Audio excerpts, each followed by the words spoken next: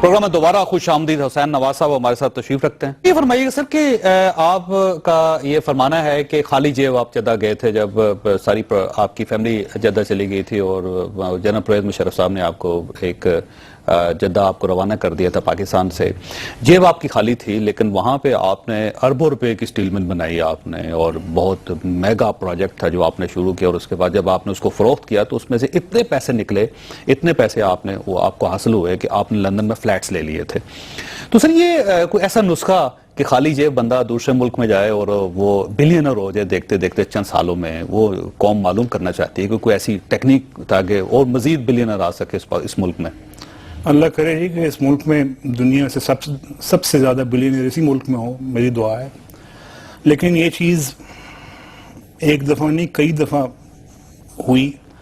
ہمارے اپنے خاندان کے اندر ایسا ہوا جس وقت جاتی عمرہ امرتسر کے پاس جو ایک گاؤں ہے میاں محمد شریف, جب وہاں سے آئے تھے تو وہ بھی جو ہے نا خالی جیب تھے. عرض یہ کہ میں جس وقت یہاں سے وہاں گیا آپ خالی جیب تھے؟ میرے پاس کوئی خاص جو ہے نا اپنا خزانہ نہیں تھا جس میں آپ کی پوری فیملی خالی جیب تھی؟ یعنی میں یہ تو نہیں کہوں گا کہ بالکل ہی خالی جیب تھے, یعنی اپنا انسان کو تھوڑے بہت استعمال کے لیے جو ہے نا اپنا پیسے رکھتا ہی ہے جو ہے نا اپنے پاس. اور نہیں سر بلین تو نہیں تھا نا آپ کے پاس, کروڑوں تو نہیں ہے. بالکل یہ بات جو ہے نا کلیئرلی بتاتا ہوں کہ جس وقت میں نے وہاں پہ کام شروع کیا تو اس وقت دو جو ہے نا سورسز آف فنڈز تھے میرے پاس.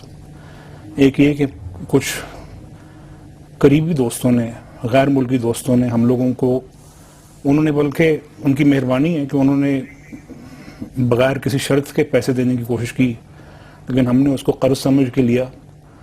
اور اس کے بعد سعودی بینکس نے ہمیں فنڈ کیا جس سے انتہائی کم سرمایہ کے ساتھ ہم نے ایک چھوٹی سی مل لگائی. اور وہ مل بھی میں بتا چکا ہوں کہ ہمارے اپنے ہی خاندان کی لگائی ہوئی مل تھی دبئی میں. میں خود دبئی گیا ذاتی طور پر, جا کے میں نے اسے وہاں خریدا اور انتہائی ارزاں خریدا کیونکہ وہ پڑی ہوئی تھی وہاں پہ انہوں نے بند کر کے رکھ دی ہوئی تھی. اور آپ یقین جانیں کہ جو مالک تھا جو نا اس وقت جس کے پاس گیا, وہ یہ سوچے بیٹھا تھا اس وقت کہ شاید اب نہیں بکے گی, یہ اسکریپ ہو چکی ہے. وہ وہاں سے جو نا انتہائی ارزاں میں نے قیمت پہ اٹھائی. اس کے بعد اپنی جو اسٹیل کی نالج ہے, جو خاندانی اسٹیل کی نالج ہے, اس کو جو نا وہاں جو ہے جدہ میں لا کے اس کو ریکنڈیشن کر کے اس کو لگایا. اور میں آپ کو سچ بتاتا ہوں کہ اس وقت پازیٹیو فنڈز کی وجہ سے ہمارے پاس جو ہے اپنا بہت دشواری آ رہی تھی اس کو چلانے کے اندر. جو پاکستانی اس وقت ہمارے ساتھ ریلیٹڈ تھے وہ اس چیز کو سمجھتے ہیں, جانتے ہیں جو ہے نا اپنا, کئی بلکہ پاکستانی بینکرز تھے اس وقت, وہ جو ہے اس چیز کو جانتے ہیں کہ کس قدر دشواری ہم لوگوں کو آئی.